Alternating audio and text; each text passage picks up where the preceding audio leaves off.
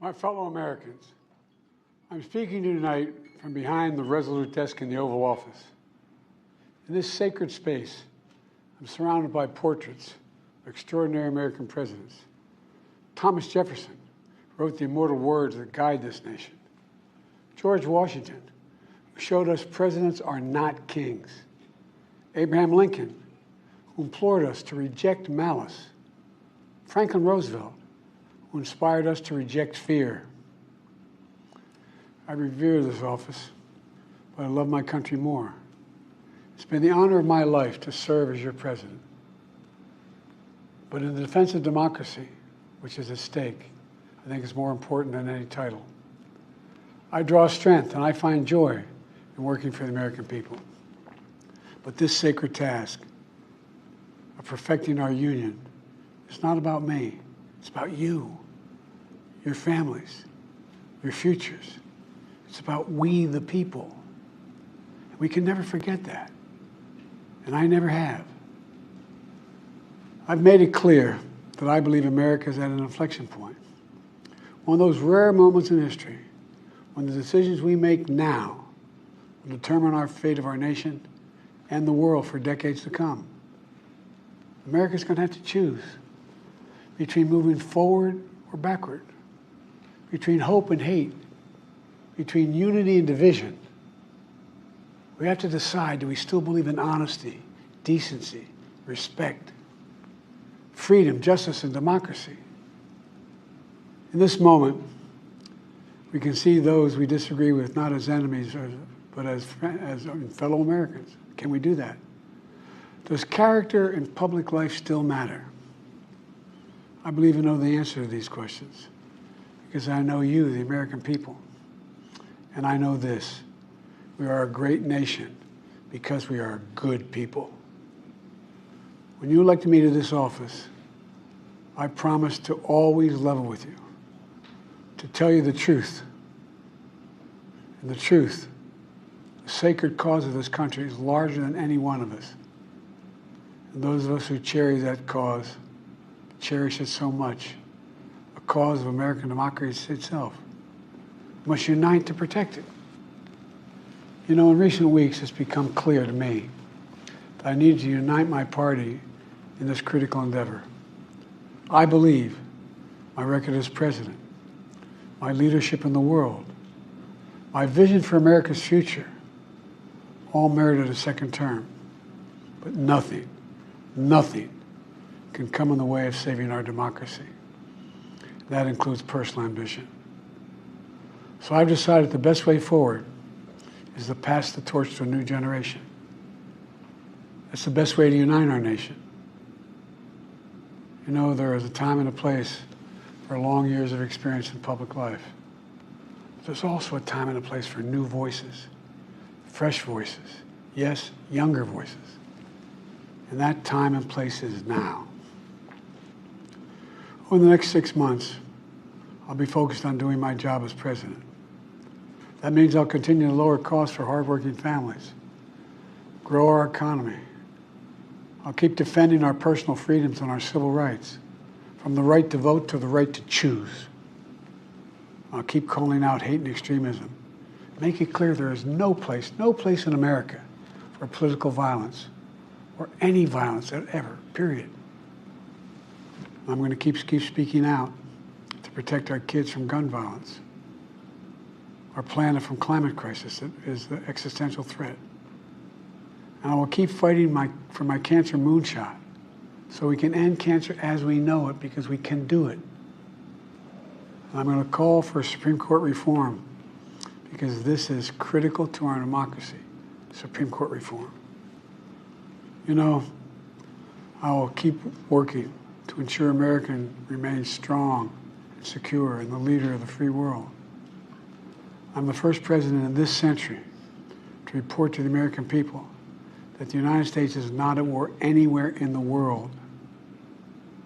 We'll keep rallying a coalition of proud nations to stop Putin from taking over Ukraine and doing more damage.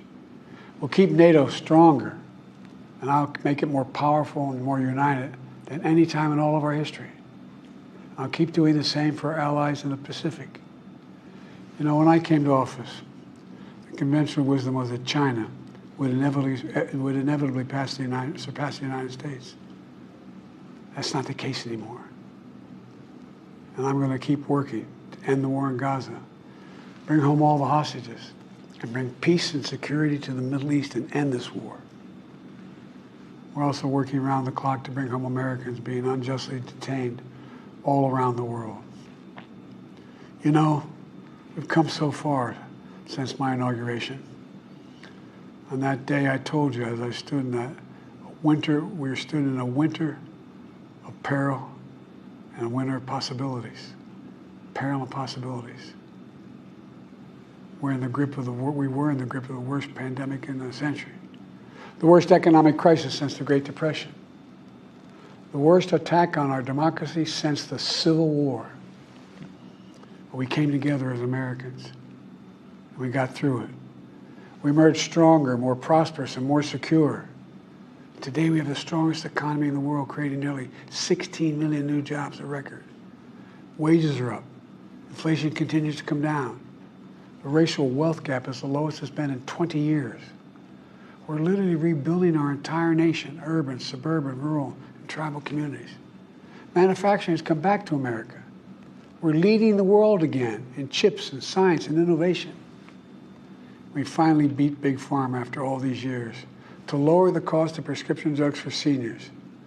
And I'm going to keep fighting to make sure we lower the cost for everyone, not just seniors. More people have health care today in America than ever before.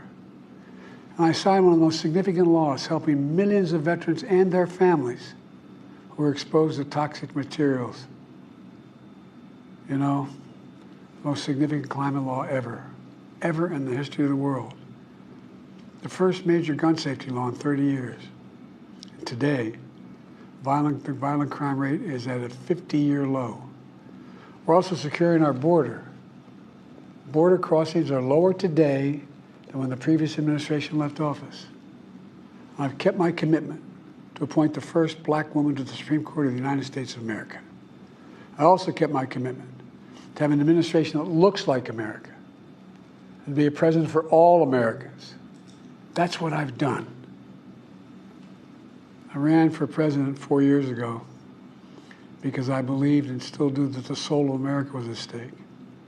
The very nature of who we are was at stake. And that's still the case. America's an idea. An idea stronger than any army, bigger than any ocean, more powerful than any dictator or tyrant. It's the most powerful idea in the history of the world.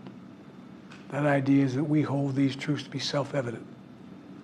We're all created equal, endowed by our Creator with certain inalienable rights: life, liberty, pursuit of happiness. We've never fully lived up to it, to this sacred idea, but we've never walked away from it either. And I do not believe the American people will walk away from it now. In just a few months, the American people will choose the course of America's future. I made my choice. I've made my views known. I would like to thank our great Vice President, Kamala Harris. She's experienced, she's tough, she's capable. She's been an incredible partner to me and a leader for our country. Now the choice is up to you, the American people. When you make that choice, remember the words of Benjamin Franklin hanging on my wall here in the Oval Office, alongside the busts of Dr. King and Rosa Parks and Cesar Chavez.